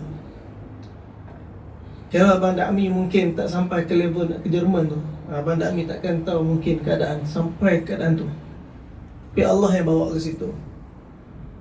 Dan Allah sayang macam, jadi siapa? Sebab kita Abang Dakmi juga begitu. Allah Subhanahu Wa Taala sayang Abang Zain. Maka Allah Subhanahu Wa Taala tarik kita sikit-sikit. Setiap dia maksiat kita buat dengan taubat ni sebenarnya daripada Allah Taala taufik. Dan Nabi SAW telah mempersiapkan sahabat-sahabat dengan perkara ini. Setiap daripada sahabat seperti Ikrimah bin Abu Jahal, Suhail bin Amr al-As, mereka ni semua orang yang dulu yang tenggelam dengan macam-macam masalah kemaksiatan. Hatta Sayyidina Khalid Al-Walid, masa Sayyidina Khalid Al-Walid nak masuk Islam, dia nak pergi jumpa Nabi SAW, dia takut. Dia nak pergi jumpa Nabi SAW, dia takut. Sebab apa? Sebab dia dah jadi sebab orang Islam kalah ke Uhud. Macam mana penerimaan orang Islam masa itu? Ayah mereka mati sebab Khalid, anak mereka mati sebab Khalid, pakcik mereka mati sebab Khalid. Khalid radhiyallahu ta'ala anhu bila sampai di depan Nabi SAW, yang mereka takut cacian, kejian, dendam orang Islam. Tapi ni yang Nabi ajar, salama, salama. Ni Islam. Mereka ialah orang yang bertaubat, dan mereka cintakan orang yang bertaubat. Sayyidina Khalid sampai di Madinah, orang Madinah sambut dengan ahlan wa sahlan ya Saifullah, ahlan wa sahlan ya Khalid. Kami maafkan kamu wahai Khalid, kami maafkan kamu wahai Khalid. Semua orang maafkan Khalid. Bayangkan macam mana hati Khalid ketika tu, dalam keadaan dia nak masuk Islam, diterima dengan kasih sayang. Ini kerja dakwah dan ini sifat Nabi. Bila Ikrimah bin Abu Jahal datang untuk masuk Islam, anak kepada Abu Jahal yang mana bapa dia ni musuh Nabi sampai mati, Nabi pesan, wahai para sahabat, Ikrimah datang nanti, jangan kamu bicarakan apa-apa, jangan sebut nama Abu Jahal ni. Sebab menghina orang yang mati tak menyakitkan orang yang mati, tapi dia menyakitkan orang hidup. Ikrimah bin Abu Jahal tengok akhlak ni, dia antara orang jadi sebab kemenangan di Yarmouk, dan dia syahid di Yarmouk. Ini akhlak orang yang taubat dia cukup tinggi di sisi Allah Subhanahu Wa Taala. Perintah taubat bukan untuk orang berdosa. Perintah taubat untuk orang yang beriman. Ya ayyuhalladzina amanu tubu ila Allah. Wahai orang beriman, taubatlah pada Allah. Tubu ila Allah taubatan nasuha. Taubat dengan taubat nasuha, taubat sungguh-sungguh. Asa rabbukum an yukaffir ankum sayyiatikum.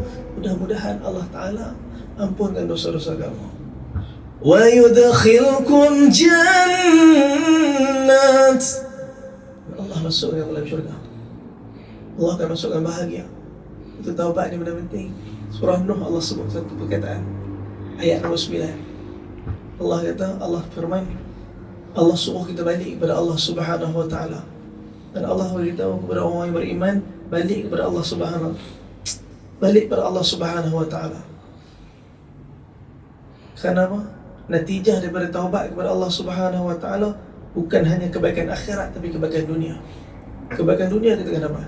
Yursilis samaa 'alaikum midrara. Rahmat Allah mencurah-curah.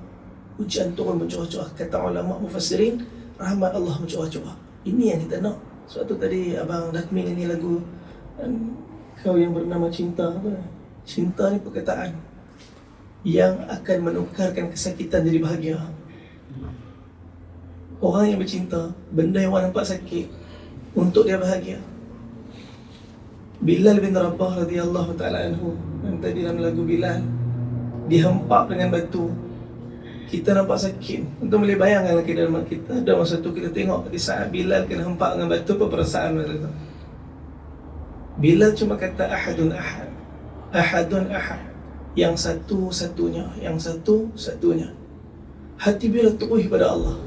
Hati dia bukan pada batu tu. Bila sikit pun tak nampak batu tu, kesakitan tu bertukar jadi bahagia. Sikit pun dia tak rasa sakit. Kerana yang dia rasa ialah rahmat Allah Subhanahu Wa Taala ketika tu. Cinta ni telah mengubah seluruh manusia.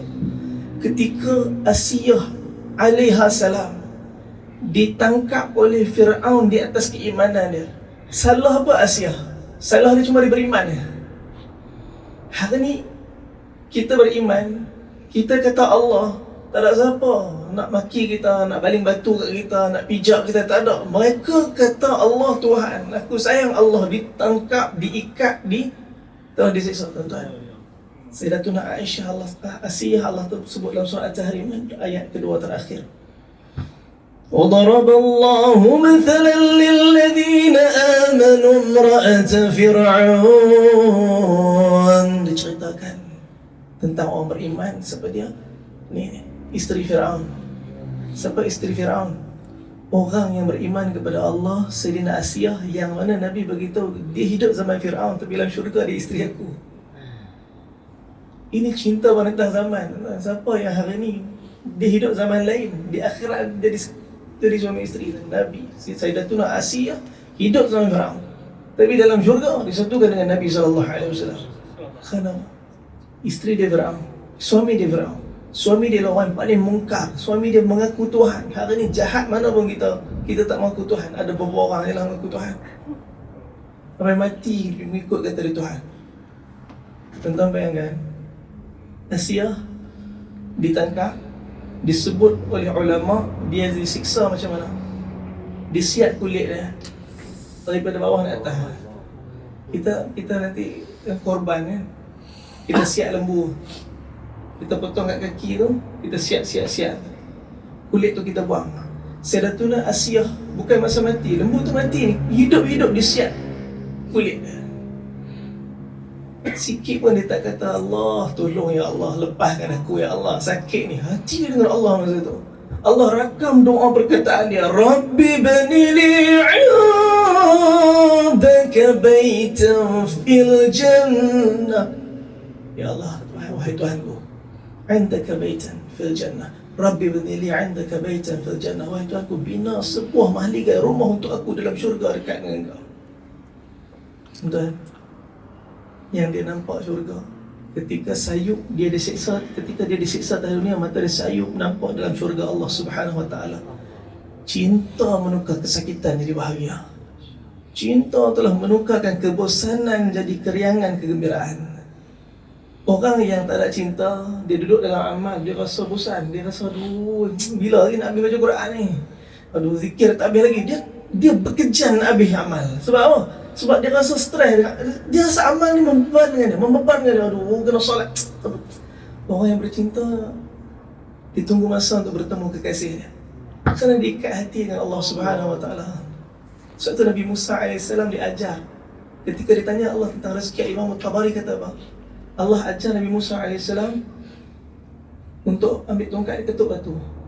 Ini satu riwayat yang masyhur. Ketuk batu, terbelah ada batu dalam batu. Allah kata ketuk lagi batu, ketuk batu terbelah ada batu lagi. Allah kata ketuk lagi batu, the third layer, ketuk batu yang terakhir, pecah, ada ulat. Ulat tu tengah makan daun. Allah kata Musa ambil ulat tu letak kat telinga. Ulat tu dia ambil letak kat telinga. Tuan-tuan, ulat tu kata apa? Subhana man yarani wa yasma'u kalami wa ya'rifu makani wa yadhkurni wa la yansani. Subhana man yarani, Maha suci Allah yang melihat aku. Wa yasma'u kalami, dia mendengar setiap perkataan aku. wa ya'rifu makani, dia tahu di mana kedudukan aku. Wa yadhkurni, dia sentiasa ingat pada aku. Wa la yansani, sekalipun dia tak pernah lupakan aku. Ulat tu tak ada tangan macam kita. Ulat tu tak ada kepala macam kita. Ulat tu tak ada mata macam kita.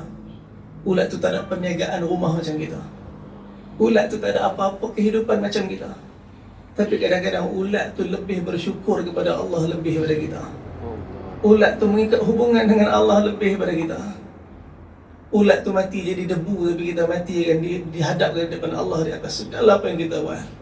Semoga Allah beri kekuatan kepada saya sendiri untuk terus minta ampun kepada Allah, kerana saya nak tutup satu hadis kursi. Allah Subhanahu wa taala firman dalam hadis kursi ini, Nabi beritahu, ya bani Adam, wahai anak Adam, law balagha dhunubuka ananas sama, walaupun dosa yang kau buat mencecah sampai ke langit, thumma astaghfartani, kemudian kau balik beristighfar pada aku, ghafartu lak wala ubali, aku pasti akan ampunkan dosa ni dan aku tak peduli, kata Allah. Akan dibawa di akhirat nanti kita semua, dibentangkan amal kita di depan Allah. Ketika tu yunabba'ul insanu yawma idzin bima qaddama wa akhar. Semua benda Allah akan cerita, sebelum, selepas, yang kita buat, yang kita lupa, yang kita ingat, semua Allah bentang. Masa tu kita tengok, kita kata habis aku. Ya Allah, yang ni pun aku buat lah. Aduh, kenapa aku buat ni? Allah, kenapa aku cakap macam ni? Ya Allah, kenapa? Ya Allah, segala keaiban yang kita sembunyikan daripada manusia atas dunia dulu, semua Allah bentang dekat akhirat nanti. Masa tu kita kata, ya Allah, macam mana ni? Semua orang tengah tengok sekarang ni. Semua orang menyaksikan segala keaiban yang kita sembunyikan. Kita kata, aduh, ya Allah, apalah malunya. Hari ni malunya. Tiga tu, dia memandang pada Allah. Dia dalam keadaan, dia memandang keadaan dia pasti akan masuk dalam neraka Allah. Tapi akhirnya diperintahkan kepada dia, wahai fulan, kamu masuk syurga. Dia terkejut dengan segala keaiban dosa yang dibentang tadi. Tiba-tiba Allah suruh dia masuk syurga. Dan dalam keadaan tu orang ramai yang ada kat depan yang melihat segala amalan yang dibentang tadi. Orang ramai akan tengok, orang ramai akan kata, untung dia ni, untung dia ni, bagus dia ni, tak ada apa dia ni, hebat amalan dia ni. Rupa-rupanya di saat kita melihat keaiban kita, Allah tutup semua tadi. Semua kita tak nampak. Man satara musliman satarahullah fid dunya wal akhirah. Siapa yang tutup aib orang Islam di dunia ni, Allah tutup aib di dunia akhirat. Ketika Allah tutup semua aib, Allah teruskan kau masuk syurga. Rahmat Allah Ta'ala kepada orang yang mengharap ihsan kasih sayang Allah. Rupa-rupanya di akhirat nanti, sampai kali terakhir kita melangkah dalam syurga, masih lagi ihsan Allah. Semoga Allah Ta'ala letakkan kita semua dalam keadaan. Semoga Allah terima kita. Semoga apa yang kita kongsikan daripada segala nyanyian, daripada segala qasidah yang kita dengar hari ini menjadi asbab manfaat meningkat iman kita. Dan kita hias keimanan ini dengan amal yang sahih, yang saleh. Tanda iman ini sempurna, baik, amal dia mesti bersangkutan dengan iman ini. Maksud ini bukan cakap-cakap. Dan dia mesti bangun dan dia mesti buat dan bergerak atas percakapan dia tadi. Moga Allah beri kekuatan pada saya sendiri yang bercakap, insya-Allah. Kita doa sikit. Semoga amin bertuan-tuan pada malam ni, masya-Allah, sampai 12:30 malam macam biasalah. Lebih kurang time-time ni. Moga Allah Ta'ala terima. Kita doa sikit. Semoga amin bertuan-tuan pada malam ni, Allah terima. Bismillahirrahmanirrahim. Alhamdulillahi rabbil alamin. والصلاة والسلام على رسولنا محمد وعلى آله وصحبه أجمعين. اللهم يا أول الأولين ويا آخر الآخرين ويا ذا القوة المتين ويا راحم المساكين ويا أرحم الراحمين ويا أرحم الراحمين يا أرحم الراحمين. Ya Allah, Tuhan yang Maha Pengasih.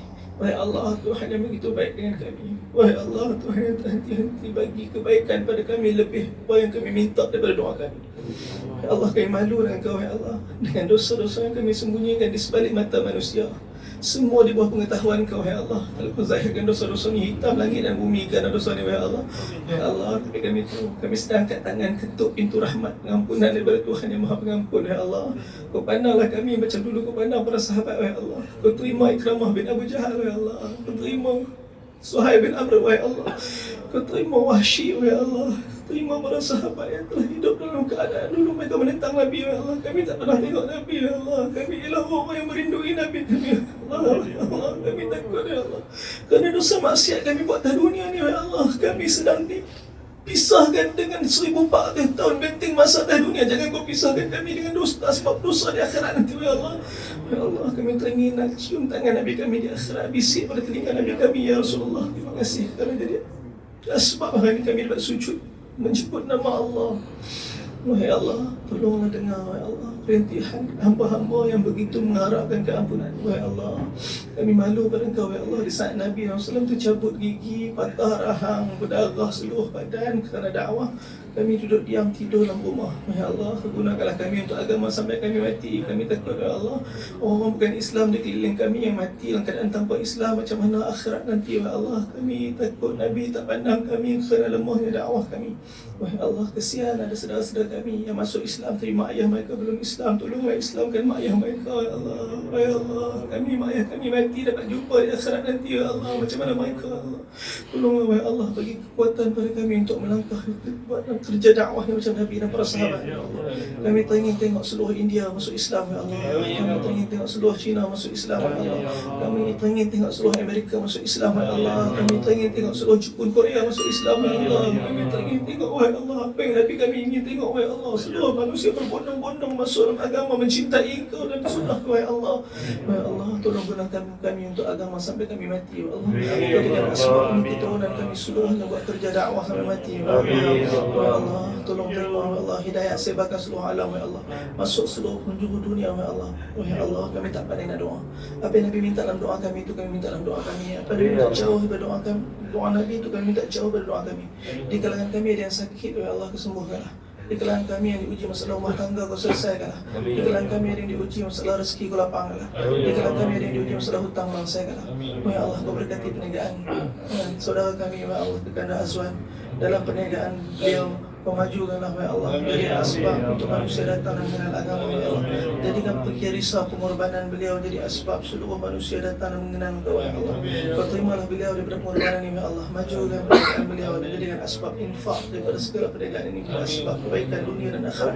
Allahumma arzuqna hajatan Nabi sallallahu alaihi wasallam. Allahumma arzuqna syahadatan fi sabilik waj'al mautana fi bilad Nabi sallallahu alaihi wasallam. Allahumma ya rabb Muhammad wansurna wa Muhammad rabbana atina fid dunya hasanah wa fil akhirati hasanah wa qina adzaban nar. Sallallahu alaihi wasallam Muhammad wa alihi wasallam. Alhamdulillah rabbil alamin. Taqabbalallahu minna.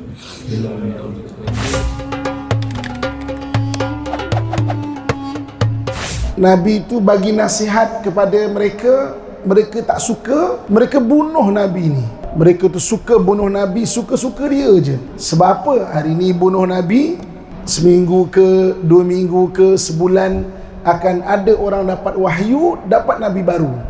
Ini pekerjaan mereka.